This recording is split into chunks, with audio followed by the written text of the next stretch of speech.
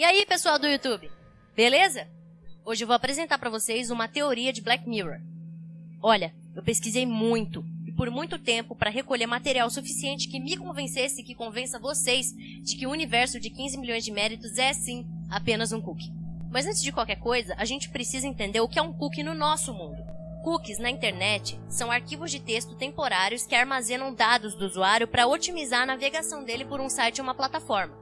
Acho que o melhor exemplo disso é a forma como o YouTube separa a sua lista de vídeos. Ele separa de acordo com os canais que você se inscreveu e deu like, e os que você não gostou você pode eliminar, e aí da próxima vez eles ajustam para você. Mas, como Black Mirror é exagerado em todas essas questões, no universo de Black Mirror, um cookie é literalmente uma cópia da consciência da pessoa. Guarda exatamente a personalidade dela, tudo que ela faz e tudo que ela fez. Mas eu acho que eu não sou a melhor pessoa para explicar isso, então eu vou deixar esse cara explicar para vocês. Você sabe o que é uma cópia? Como uma cópia de alguma coisa? Claro que eu sei o que é. Bom, isso é o que você é. Uma cópia de...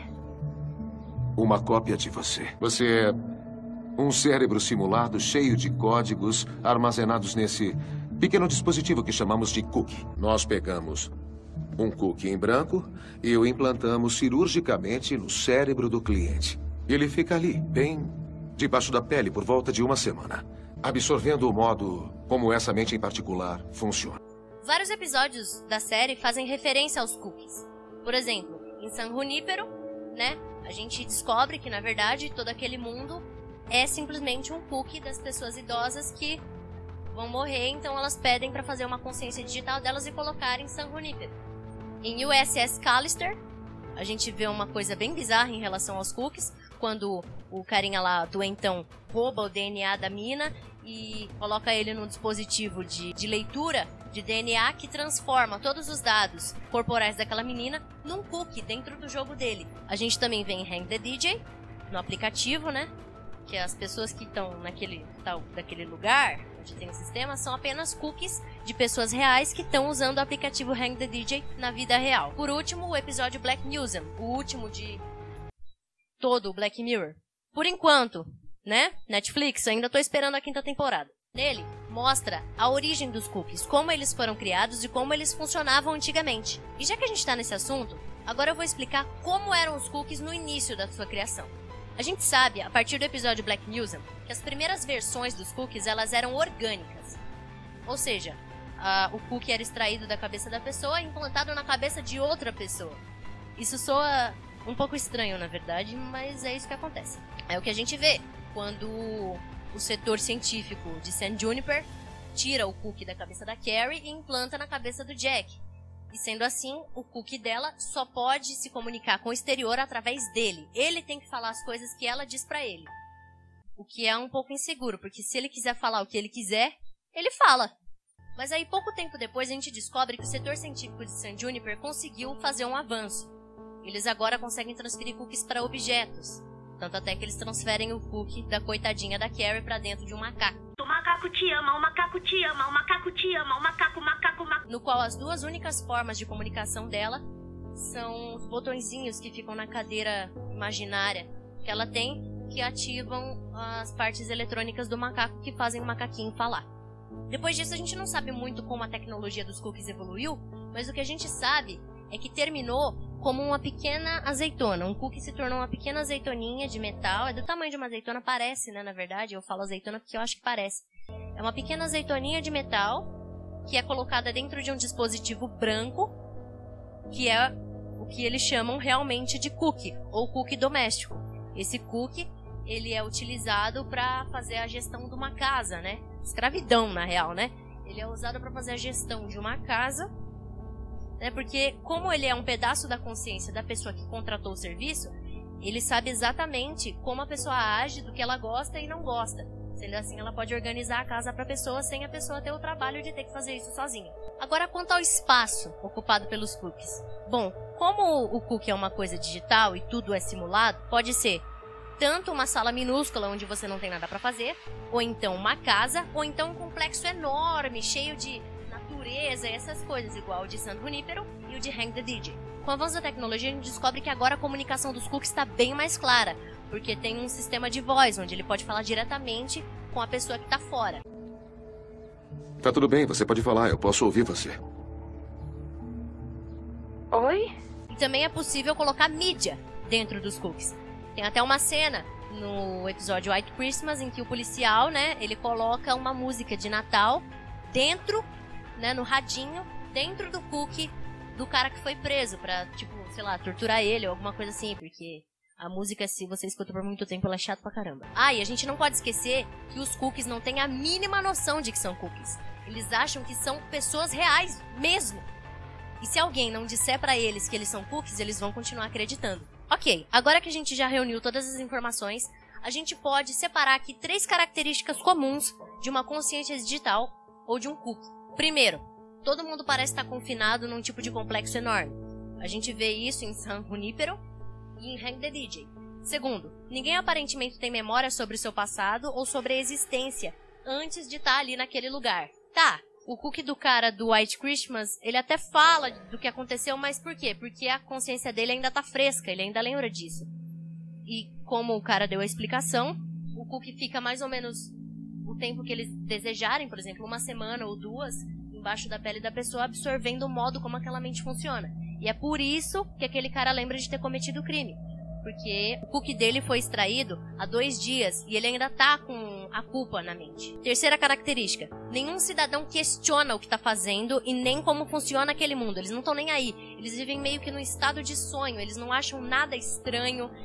Eles não se perguntam como aquilo aconteceu, nada. Eles só continuam vivendo. Sempre, sem parar. Isso não te lembra alguma coisa?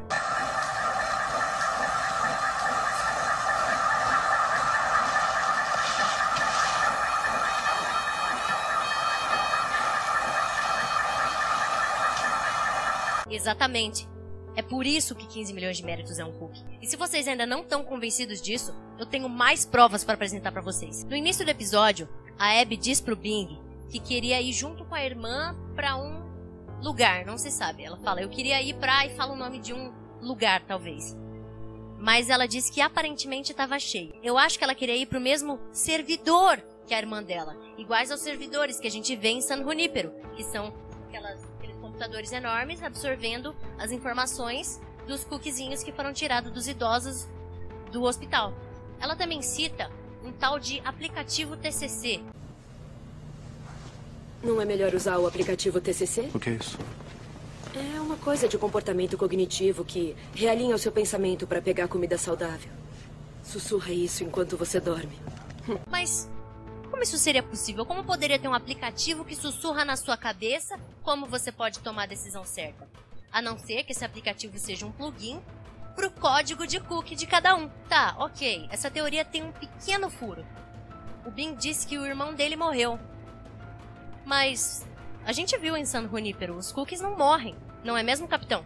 Você não vai morrer. Ninguém aqui morre a menos que eu queira que morra. Opa, peraí, como? Repete, por favor.